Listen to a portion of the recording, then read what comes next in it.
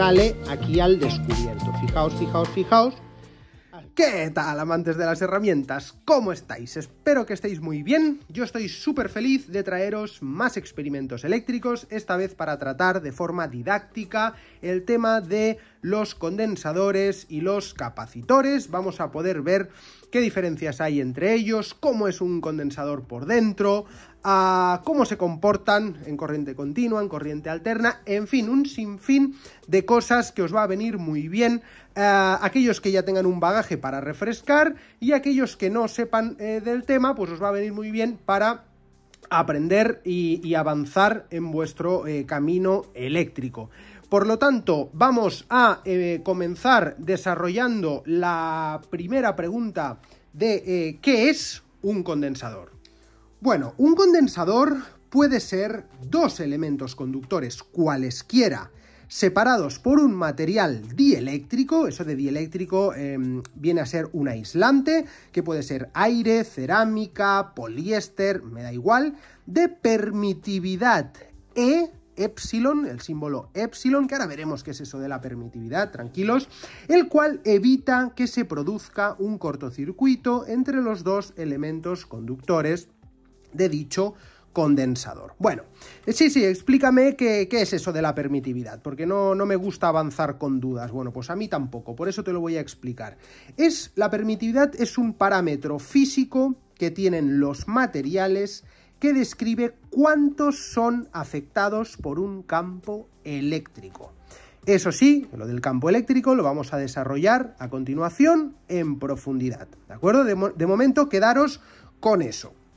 Y vamos a comentar ahora el tema de la capacidad. Vamos a ver capacidad, capacitancia, ahora veremos un poco qué diferencias hay y tal. Bueno, vamos a comenzar con una de las principales características de los condensadores, que es la capacidad que poseen. Es decir, es el cociente entre la carga Q, fijaos, aquí os lo voy a dejar, es el cociente entre, perdonad porque hace un reflejo raro por la luz, es el cociente entre la carga en coulombios y el voltaje en voltios. Su unidad de medida es el faradio, en honor a Michael Faraday, y digamos que cuando hablamos de capacidad, en esta formulita, como veis, intervienen temitas eléctricos. ¿Por qué digo eso? ¿Por qué digo eso? Porque ahora viene el tema de la capacitancia, que no deja de ser lo mismo, chicos, es decir, lo acabamos expresando en faradios igual, pero cuando hablamos de capacitancia nos venimos a referir más a temas geométricos de ese condensador. La capacitancia, como veis, es igual a la permitividad, epsilon, ¿de acuerdo? Lo que os he comentado antes de la permitividad, multiplicada por el área. ¿El área de qué? Pues el área de esos conductores de un condensador, es decir, de las placas de los condensadores, como lo queráis llamar, el área.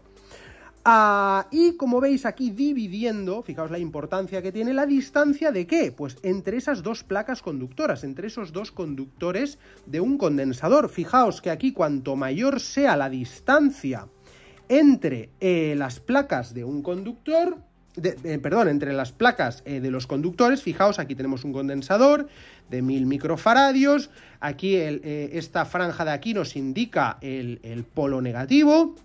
Este está polarizado y cuanto más separadas estén, pues cuanta más distancia haya entre las dos placas de este condensador, pues aquí irá un número más grande y por lo tanto tendremos al final una cifra en faradios más pequeña, ¿vale?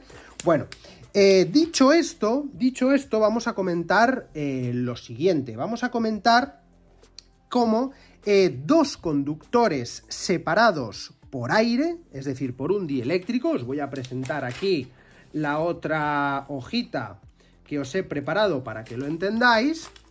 Fijaos, Aquí tenemos dos conductores, es decir, podría ser, pues me da igual, la fase, el neutro, el tierra, me da igual, dos cables, dos conductores separados por aire, ¿vale? Aquí hay aire, es decir, un dieléctrico, el aire, forman un sistema condensador. Este es el símbolo del condensador,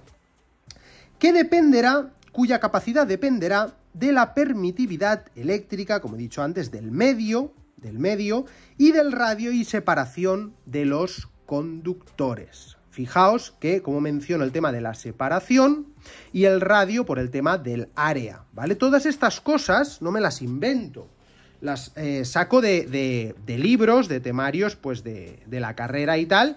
Como veis, aquí está el dibujito que os acabo de presentar. Y además, bueno, complemento un poco la información por otros medios.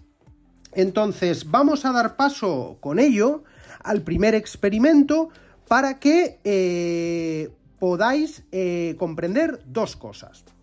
La primera es el tema de comprobar si es verdad eso de que, de que dos cables forman un condensador, y luego vamos a ver también cómo es un condensador por dentro. Así que vamos allá. Vale, chicos, vamos allá. Bueno, fijaos que tengo aquí a vuestra izquierda. Tengo un rollo de manguera biplana. Biplana, ¿por qué? Porque tiene dos cables, en este caso pues podríamos identificar fase y neutro, pero fijaos que no es redonda, es plana. Bueno, da igual, si fuera redonda, pues redonda. Y fijaos que os he dicho antes, aquí tenemos, por ejemplo, el principio, y aquí pues, podríamos decir el final del rollo de la manguera. Me da igual, o principio y final, me da igual. Fijaos que antes os he dicho que dos cables separados por un dieléctrico, en este caso el dieléctrico sería el aislante de los propios conductores y tal vez pues un pelín de aire, pues que esto forma un condensador, forma un sistema condensador, como si fuera este condensador de aquí. Bueno, lo primero que tenéis que saber antes de poder, porque ahora lo vamos a comprobar si de verdad esto es un condensador, lo primero que tenéis que saber es cómo medir condensadores. Lo primero de todo es desconectar el condensador de la corriente, de la fuente de alimentación, como queráis llamarlo. Después, lo siguiente que tenéis que hacer, en este caso no lo voy a hacer porque no procede, porque no hace falta, pero lo siguiente que tenéis que hacer es descargar el condensador. Por ejemplo, yo que sé, hay mucha gente que habréis visto que pone un destornillador tocando estas dos patillas, y en algunos casos pues se ve una chispa, se ve un chispazo, etcétera, ¿no? Por ejemplo, los condensadores de baterías de condensadores, cuando se tiene que, por el tema de la reactiva en empresas, que ya sabéis que penaliza, cuando se tienen que cambiar algún condensador y tal, y pues se tienen que descargar, pues bueno, tienen como una especie de... me sale el nombre ahora, como una patilla. Bueno, al fin y al cabo lo único que hace es que acaba, digamos, poniendo en contacto las dos patillas del condensador a través de una resistencia. Bueno, entonces una resistencia altísima, por cierto, y entonces se descarga. Bueno, entonces lo siguiente, si ya hemos hecho eso, pues ya podemos poner nuestro multímetro en capacidad, aunque, bueno, primeramente vais a ver cómo, pues es una manguera que, como digo, pues están los dos cables aislados entre ellos. Vamos a poner aquí la luz. Fijaos cómo marca, pues, que se va de escala, ¿no? La cosa. Fijaos que si junto los cables tenemos continuidad, ¿vale? Para que os creáis que es la misma manguera. Entonces, ahora lo que vamos a hacer es comprobar si de verdad tenemos pues aquí un condensador. Si nosotros ponemos nuestro tester en medida de capacidad, perdón, ahí está, fijaos que nos arroja nuestro multímetro, en este caso un multímetro Yoki, que me encanta, la verdad, es una bestia. Fijaos que nos da una lectura, fijaos que nos da 3,4 nanofaradios. ¿Vale? Nanofaradios. En este caso, esto dependerá de, pues, y si tenemos más metros de cable. ¿Qué pasa si tenemos más metros de cable? Pues tenemos más área de conductores, dependerá también de la separación, es decir, de lo grande que sea la separación entre dos cables, etcétera, ¿no? Por lo tanto, vamos a ver, chicos, cómo afectaría el tema de la distancia entre los conductores. Bueno, aquí, como digo, tengo lo mismo. Tengo un rollo de manguera, principio y final. Vamos a hacer las pruebas aquí. Y vamos a hacer lo siguiente. Vais a ver cómo influye el tema de la separación. Vamos a medir primeramente, como teníamos antes, la capacidad entre los dos cables más cercanos, que podría ser pues el azul mismo, vamos a ponerlo así, y el marrón, que son los más cercanos, si lo vemos de esta manera. Otra pareja también podría ser el negro y el marrón.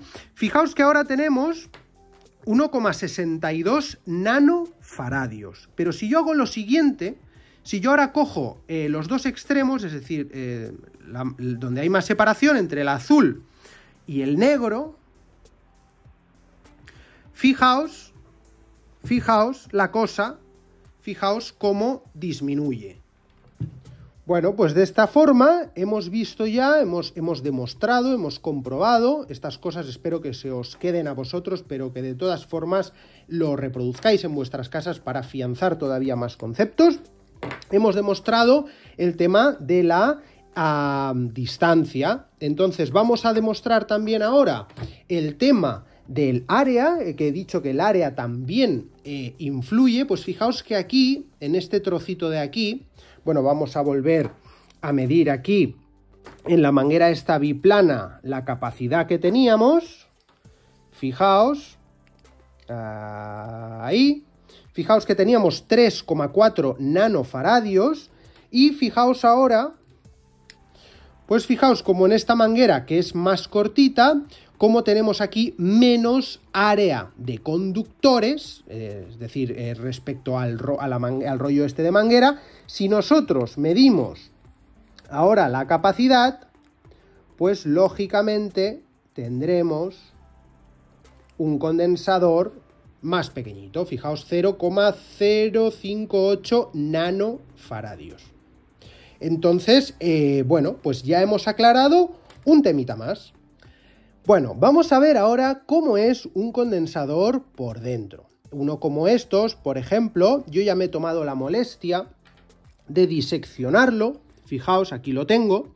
Fijaos, quitándole el recubrimiento, fijaos que es un trocito de plástico, da lugar a una especie de cilindro, y vemos aquí sus dos patillas, y si nosotros abrimos ese cilindro metálico, pues fijaos lo que tenemos aquí.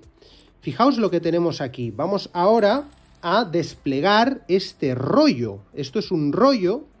Ahora veréis. Vamos a intentar. Vamos a ver si encuentro. Aquí está. Está aquí como con una especie de celo cogido. Y vamos a ver qué es lo que sale aquí al descubierto. Fijaos. Al final, la cosa súper simple que es un condensador, o sea, es alucinante. Fijaos que tenemos aquí. Tenemos aquí al primer conductor. Esto es el primer conductor, bueno, me da igual, un conductor que se me acaba de caer al suelo. Tenemos aquí el dieléctrico, fijaos, el aislante, y aquí tenemos el otro conductor. Tenemos las dos patillas para alimentarlo. Y fijaos qué tontería es un condensador. Fijaos la de metros de rollo que hay. Obviamente, veis, la capacidad variará según la cantidad de rollo metálico de este que haya, de dieléctrico, el tipo de material este del dieléctrico, que por cierto me estoy pringando un poco las manos. Y bueno, en fin, espero que os parezca curioso. Bueno, muy bien, pero ¿para qué sirve un condensador? Que todavía no me lo has dicho. Pues bueno, un condensador es un dispositivo que almacena energía en forma de carga eléctrica gracias al campo eléctrico que se genera en él. para utilizarla en un momento determinado. Es decir, una batería, por ejemplo, típicas de coche, de moto, y un condensador, digamos que están fabricados según los mismos principios, aunque tienen funciones y características distintas. Pero fijaos que ambos almacenan energía para poder liberarla en un momento dado. Bueno, que ya has mencionado un par de veces eso del campo eléctrico. Explícame, por favor, ¿qué es? Pues yo te lo voy a explicar. Bueno, tenemos que partir de la base de que conocemos de que las partículas cargadas, es decir, los protones o electrones, vamos aquí con el dibujito, protón y electrón, ambas, las cargas que estoy mencionando, generan una fuerza llamada eléctrica. Estos son líneas de fuerza en el espacio que las rodea, por sí solas. Es decir, si estas están, no porque las veáis ahora juntas, separadas, también ejercen, la misma fuerza eléctrica en el espacio. ¿Qué tipo de fuerza es? Pues esto es una fuerza de acción a distancia. ¿No te suena la fuerza gravitacional? Tan famosa que habrás estudiado en física desde que estás en primero de la ESO. Pues es un tipo de fuerza, como digo, de acción a distancia, que serán de atracción o repulsión según su signo. Tenéis que saber que dos protones, es decir, dos como estos, entre ellos se repelen, y dos electrones también, pero un protón y un electrón pues se atraen. Eso es una cosa que pues ya tenéis que saber. Y estas cosas, pues bueno, pues son así, ¿no? Pues ¿por qué tenemos la fuerza de la gravedad en la Tierra? Pues bueno, igual que aquí. Pues aquí cada carga ejerce una fuerza eléctrica en el espacio que lo rodea, ¿de acuerdo? Así que, dicho esto, pues bueno, una carga puntual que produce un campo eléctrico, estas líneas de fuerza acaban formando un campo eléctrico, se realiza en todos los puntos del espacio, es decir, no, por eso he dibujado las flechas, bien repartidas, pero digamos que aquí habrían infinitas flechas, y aquí igual, y aquí una cosa muy curiosa es que el protón, por cierto, las líneas de fuerza no se cruzan, que lo sepáis, y como veis aquí, como os estaba diciendo, las flechas que he dibujado, fijaos que en el caso del protón, el campo eléctrico, las líneas de fuerza, que salen, ¿no? Y en el caso del electrón, digamos que van hacia él. Esto es, pues, por su naturaleza. La intensidad del campo eléctrico disminuye conforme aumenta la distancia. Bueno, pues ahora sí que vais a entender cómo funciona eso del condensador por dentro, por qué se produce lo que se produce, por qué acaba almacenando carga eléctrica. Pues fijaos, cuando tenemos un cuerpo cargado a, coged esta parte de esta placa del condensador conectada a un terminal positivo de una fuente, cargado de protones, como resultado de la carga que porta, es decir, en este caso positiva, aquí veis los protones, modifica de algún modo las propiedades del espacio que lo rodea. Acordaros del dibujo anterior, como os decía que un protón modificaba ese espacio que le rodea con el tema de las líneas de fuerza, y se dice que dicha carga produce un campo eléctrico. Acordaros aquí la dirección de las flechas que os he comentado antes, cómo los protones atraen a los electrones, los buscan, los incitan a acercarse, el cual es un campo de fuerza, ya que recoge todas las fuerzas que generan las partículas del cuerpo cargado en esa región del espacio. Y luego tenemos el cuerpo cargado B, coged esta otra parte del condensador, conectado al terminal negativo de la fuente y cargada de electrones, obviamente. Una vez más, como resultado de la carga que porta, es decir, negativa, percibirá cómo el espacio se ha modificado en su posición y cómo el campo eléctrico siempre se aleja de las cargas positivas y se acerca a las cargas negativas. Como digo, de ahí la flecha, y te enlazando las explicaciones que voy dando para ir entendiendo estos temas. Es decir, este intentará atraerlas, promoviendo, con esto promovemos la acumulación de cargas en el condensador. Es decir, se crea aquí una tensión, ¿no? Es decir, aquí hombres y mujeres enfrentados, ¿no? Que quieren, digamos, estar juntos, ya me entendéis, pues se crea ahí una tensión sexual, una tensión, digamos, eléctrica, no tensión de voltaje, ya me entendéis, un campo eléctrico, el cual hace posible que se almacene esas cargas eléctricas.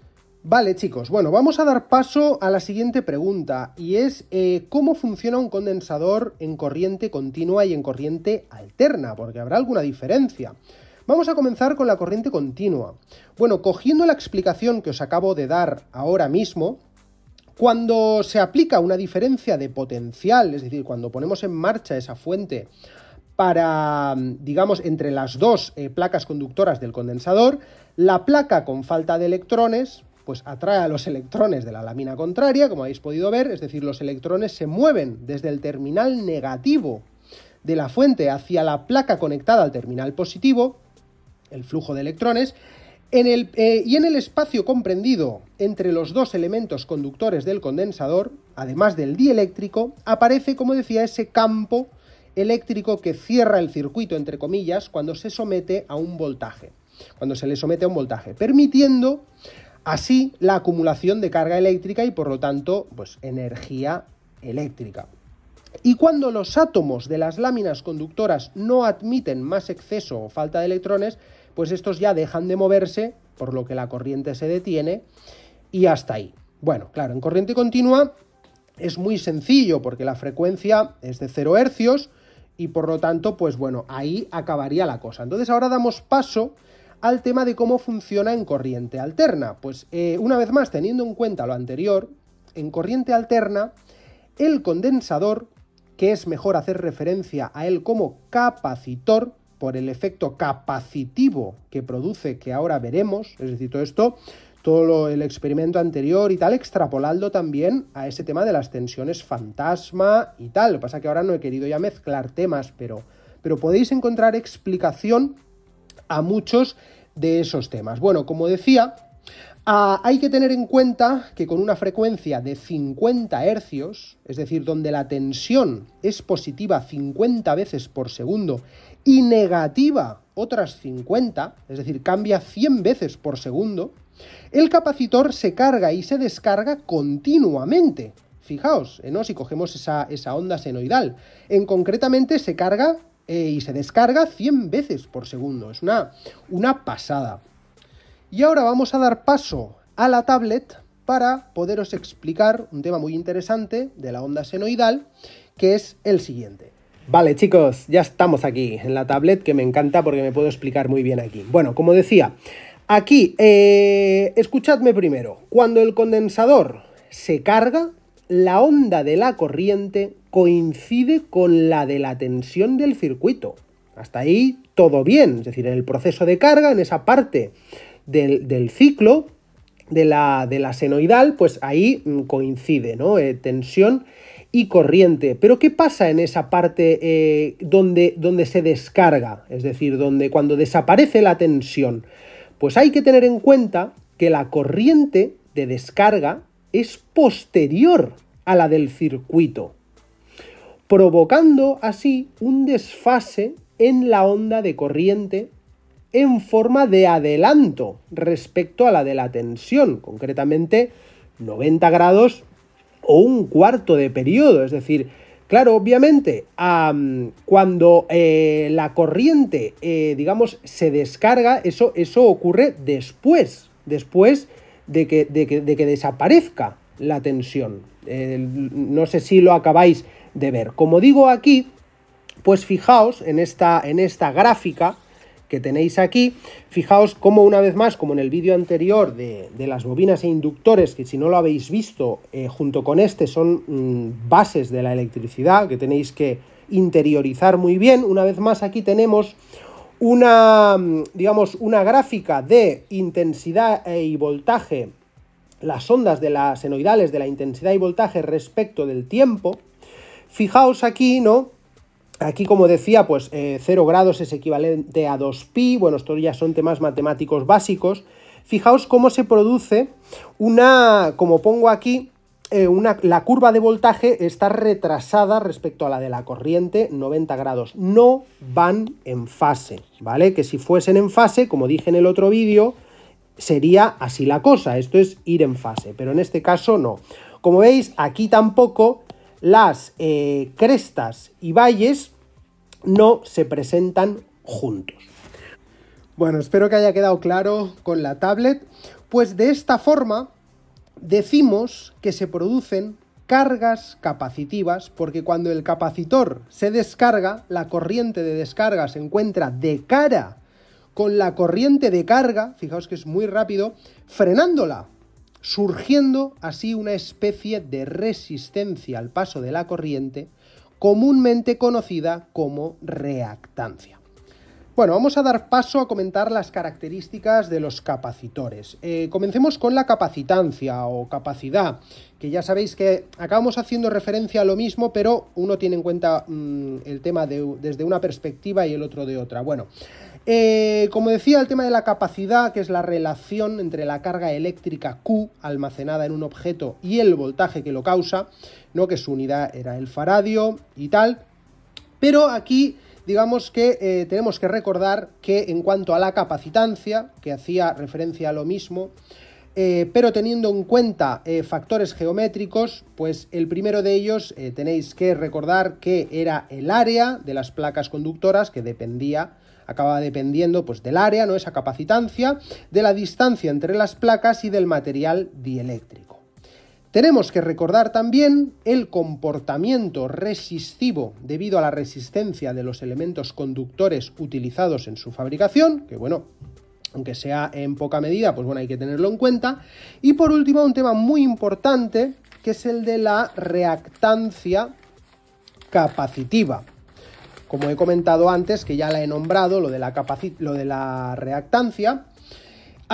Como decía, como en un circuito de corriente alterna las características de un capacitor cambian debido a la variación de la corriente con el tiempo, en lugar de solo almacenar y liberar energía, un capacitor en corriente alterna presenta una resistencia al flujo de la corriente, la cual se conoce como reactancia. Y en este caso, además, se añade lo de capacitiva, porque es capacitiva, no inductiva, ¿de acuerdo? Acordaros del vídeo anterior, de las bobinas, del experimento anterior, perdón, como aquí ponía XL, aquí ahora ponemos XC. Y la formulita, que es esta de aquí, que fijaos cómo pues tiene en cuenta una vez más el tema de la frecuencia, ya que si aquí hubiera pues un 0, pues la división entre 0 no está permitida y obviamente pues no tendríamos en corriente continua de 0 hercios, pues no tendríamos este tipo de reactancia capacitiva. Después ya por terminar, comentando algunos usos que se les da a los condensadores, capacitores, pues que sepáis que en circuitos de filtros, por ejemplo, es uno de los usos. Los condensadores pueden eliminar el ruido y estabilizar la tensión en las fuentes de alimentación. También en circuitos osciladores, que como decía, combinados con inductores, los condensadores pueden formar osciladores que generan señales de onda senoidal y, como no, para almacenamiento de energía y utilización cuando se precise. Pues bueno, aquí por cierto me gustaría haceros también un adelanto de un tema muy curioso que espero estar tratándolo en profundidad en otro vídeo, y es que en corriente alterna digamos que los inductores, las inductancias y los capacitores se restan. Es decir, es muy curioso, pero en la fórmula de la impedancia, por cierto, ya aparece, ¿no? Ya se puede ver matemáticamente cómo se restan. La resistencia, digamos que va aparte, pero la inductancia, digamos, la reactancia inductiva, digamos que se resta con la reactancia capacitiva. Es decir, son, digamos, como opuestos. Si yo, por ejemplo, en el vídeo anterior de la pedazo bobina hubiera conectado en serie un condensador cuya reactancia fuera equivalente a la de la bobina, esa que impactó un poquito en el vídeo, ¿no? Pues seguramente hubiera hecho un cortocircuito porque hubiera anulado esa reactancia y obviamente pues hubiera dado lugar a un corto. Bueno, como digo, espero tratarlo en profundidad en otro vídeo más adelante. Así que hasta aquí el vídeo de hoy. Espero que hayáis aprendido mucho, espero que me dejéis dudas en comentarios, espero que alguno, tal vez si precisa algún matiz y tal, pues lo ponga porque me gustan vuestros matices, la verdad. Y recordad ese like, sobre todo, chicos, que me ayuda muchísimo. Recordad que en la descripción tenéis enlaces a temas que yo considero necesarios, ¿no? Como por ejemplo los libros de donde saco esta información o material, herramientas eléctricas que considero primordiales y que funcionan y que yo he testeado y que os recomiendo. Y chicos, recordamos también canales de Telegram, Instagram y nos vemos en el próximo vídeo. Chao, chao.